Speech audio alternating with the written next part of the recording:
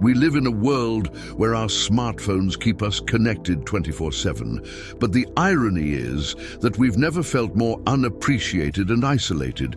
It's as if we're shouting into a vast digital void, longing to be heard and valued by those we love. But what happens when our messages go unanswered, when our existence in the lives of others seems more like a convenience than a necessity? In these moments of reflection, the ancient wisdom of Stoicism taught by Marcus Aurelius shines like a beacon. It reminds us that our true value comes from within.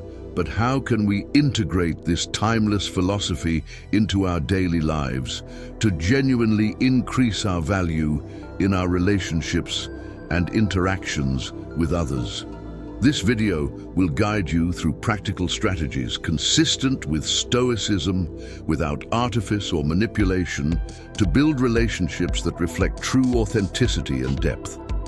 Remember, the company you keep is a reflection of your identity. The essence of the philosophy teaches us to be indispensable, not by being needed, but by being valuable. Before we start, I would like to ask you to subscribe to the channel so that you don't miss the next interesting videos. Thank you for the likes and comments. Let's begin. The first practice is to create a sense of the rarity of your presence. It is a stoic reminder that we are not an infinite resource. Our time and attention is like gold dust. In this age of hustle and bustle, imagine you're someone who is always saying yes, always in the service of others. What message does that send? It screams, I'm always available. And it's not a treasure, it's a convenience store. Now change the script. Be like a rare book in the library, available but not always in plain sight. Allow people to feel your absence. It's not about playing hard to get, it's about genuinely valuing your time. Marcus Aurelius, a name that has become synonymous with wisdom, alluded to this when he said that you have power over your mind, not over external events. Realize this and you will find power. Here he is pushing us to evaluate internally before seeking external approval. This practice requires a delicate balance. It's not about being detached or cold, but about developing a healthy self-esteem. When you answer every call instantly, you're serving the whims of others. But when you're selectively engaged, you're saying, I respect my time, and you should too. That doesn't mean ignoring people. It means thoughtful engagement. It's about making your yes more powerful by not being afraid to say no. Your presence, your attention should be a gift, not an expectation. Feel this first practice. See yourself as a rare comet, not just another star in the night sky. Your time and attention are precious. Invest it wisely. When you do, you will notice a change. People will begin to appreciate your presence more because it's not a given, it's a gift. This is how you begin to be more valuable, by valuing yourself first. Value your time as a hidden treasure. It's the one thing you can't produce more of. This is the essence of the practice. The second step to being more valuable through Stoicism is to avoid constant availability. Stoicism isn't about saying no for the sake of saying no. It's about relating your yes to your values. Think of each day as a canvas. You have a limited amount of paint, which is your time to create the masterpiece that is your life. Will you allow others to hold the brush? Or will you take control, painting where you think it's best? Saying no can be an act of deep respect for your own life and priorities, as a wise Stoic would remind you. We are the architects of our own destiny. It's not about selfishness, it's about self-respect. When you value your time, others will begin to value it too.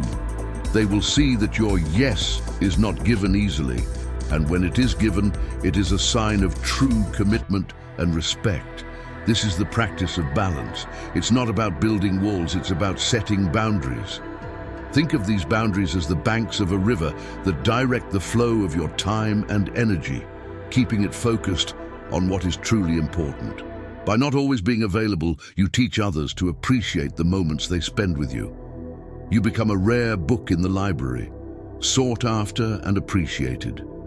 Your presence becomes a gift rather than an expectation. In this way, you live true to the Stoic ideal of owning yourself, owning your time. Think of your time as a gem sparkling in your hands. Every moment you give to others is like you are giving away a piece of that gem. If you give these pieces away to everyone who asks, soon you will have nothing left for yourself. It doesn't mean becoming a hermit, but becoming selective, investing our time where it really matters, continuing our journey to become more valuable and prioritized by others. Let's turn now to the third point, maintaining a sense of mystery in the world around us. Mystery weaves its web in silence, much like a spider that creates its art unnoticed. In the context of being valued, embracing this silent art of mystery is a practice not only of limitation, but also of empowering seduction. Stoicism, a philosophy with deep roots in ancient wisdom, holds the keys to this mysterious practice. It is not a matter of sinking into the shadows, but of choosing when to step into the light. To begin, envision your life as a novel, with chapters unfolding at a pace that draws the reader in. Share your story, but hold back enough to arouse curiosity. Imagine giving someone a map with hidden treasures marked on it, but no roads to them. This creates a path of discovery, where each interaction reveals a layer, showing more depth and texture in who you are. In the art of selective sharing, we create space for others to lean in, reflect, and appreciate the evolving story of our lives. Stoicism teaches us the power of our inner compass in words whispered through time. We find guidance in phrases such as, "He who has dominion over himself and controls his passions, desires, and fears is greater than a king." Here it is not about building walls around your essence, but rather choosing the doors through which you allow others to enter. By regulating the flow of your personal revelations, you create an environment where your presence becomes a rare and valuable commodity. It is a dance between the known and the unknown, where every step is a conscious choice, not a careless spoiling. Keep in mind, mystery is not a tool for manipulation, but a strategy for self-esteem. It's about recognizing your value and not squandering it like water in the hands of those who may not appreciate its depth. In a world that constantly cries out for transparency and overexposure, choosing what to reveal is a testament to your understanding of self-worth. Not only does this approach make others appreciate you more, but it also leads you to higher self-esteem. After all, the deepest secret you can keep is how much more there is in you beyond what is visible to the naked eye. Imagine yourself standing at a crossroads. One path leads to solitary self-sufficiency and the other to mutual growth. Fourth practice, allowing others to invest in you. This subtle art is rooted not in self-importance, but in the mutual enrichment of lives. Seneca, with his timeless wisdom, alluded to this, finding joy in being chosen for enriching tasks. By opening yourself to the help and counsel of others, you are not demonstrating weakness, you are inviting shared strength. This practice is about building bridges, not building walls. Now let's go deeper. It's more than just accepting help. It's about cultivating a space where others feel their contributions are valued and appreciated. Think of it like a garden. You are the gardener, but you are inviting others to plant their seeds of wisdom, support, and kindness. Each seed they plant helps your garden bloom, and in return they experience the joy and satisfaction of seeing their investment blossom. This mutual growth fosters deeper connection and respect. It's about creating a cycle of giving and receiving that benefits everyone involved. Your openness becomes a magnet that attracts people who value genuine connection and mutual growth. We anchor this practice in the reality of our daily lives.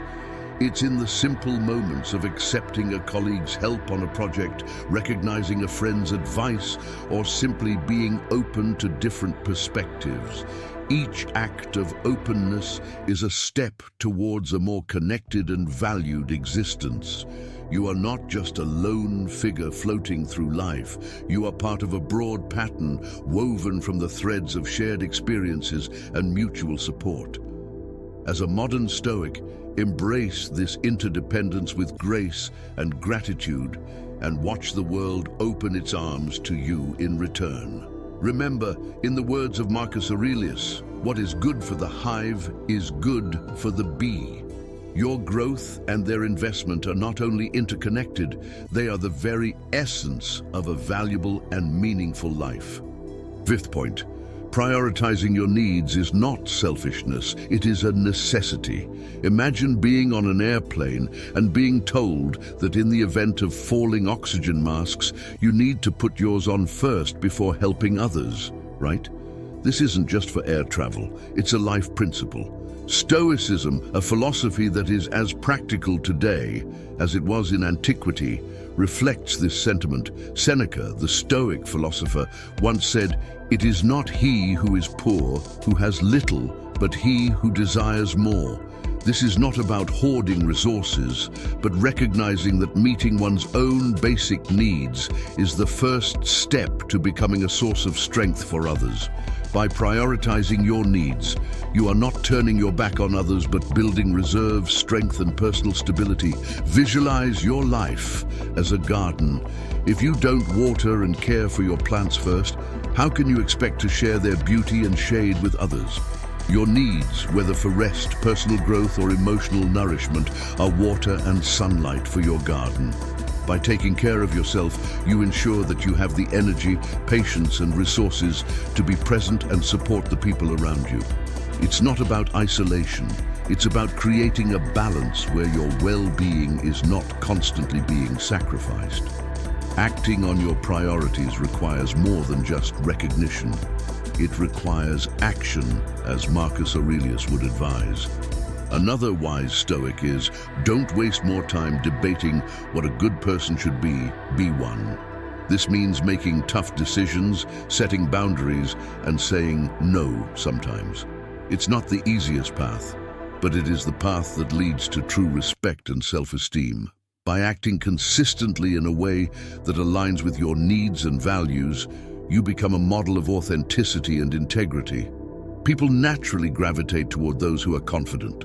So start today, prioritize your needs, and watch the world begin to appreciate you in new and profound ways.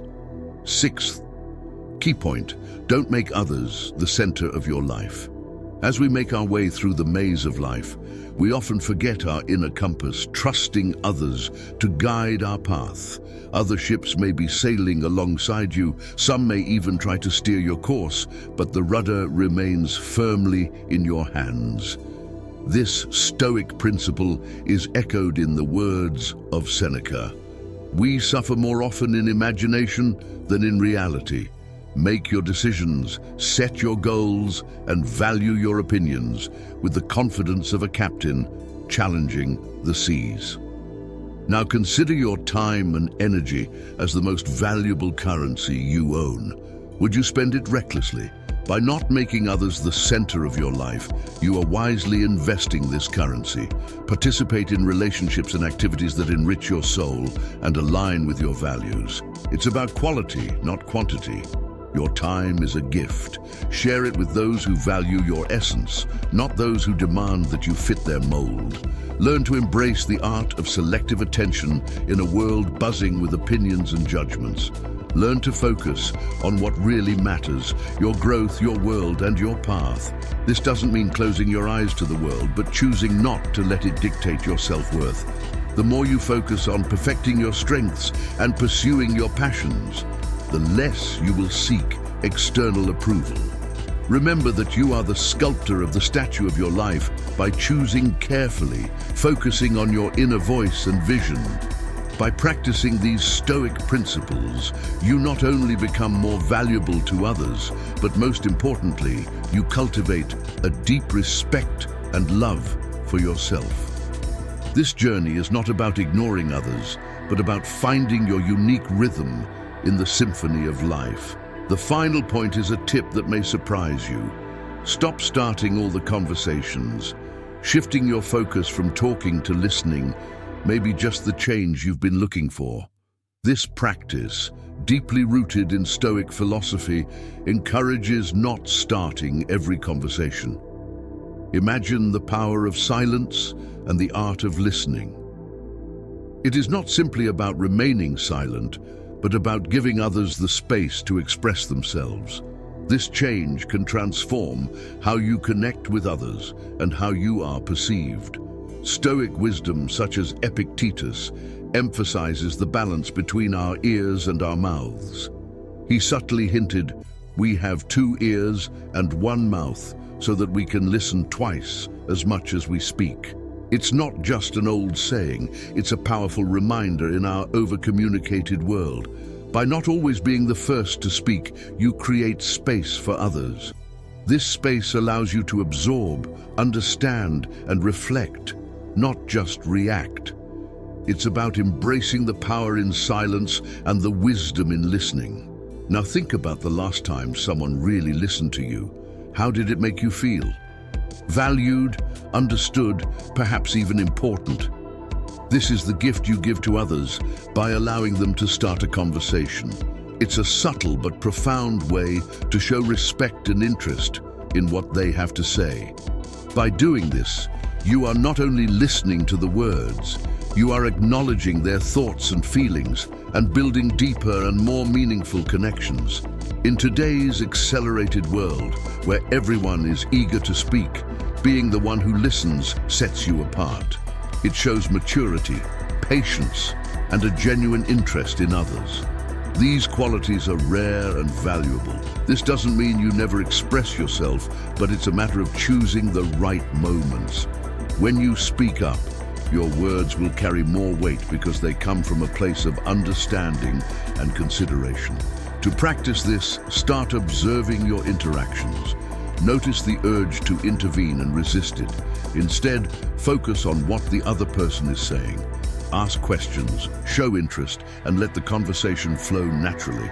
It's not about being passive, it's about being present consciously. Over time, this practice will not only improve your relationships, but will enrich your own understanding of people and the world around you.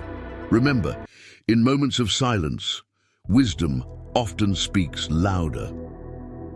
Today, we explored 7 transformative practices rooted in Stoicism, each of which is a stepping stone to becoming more valued and respected. Remember, your path to self-improvement and to stronger relationships is not just a to-do list, it's a way of life. Embrace these practices by being fearless but reflective, patient but proactive, selectively available, intriguingly enigmatic, and open to the input of others. Prioritize your well-being and independence, and allow others to come to you. It's not about seeking approval, it's about finding a harmonious balance in your life. These are not just tips, they are tools for living. They shape not only how others see you, but how you see yourself as strong, respected, valued. So take these lessons, integrate them into your daily life, and watch the transformation unfold. Not only do you improve your relationships, you grow as a person, and remember that this is just the beginning. There is a world of wisdom in Stoicism waiting for you to discover it and make it yours. I appreciate you watching this video, and I hope you find these tips very valuable. Share this video with anyone who might need it and express your opinions in the comments section. Until next time.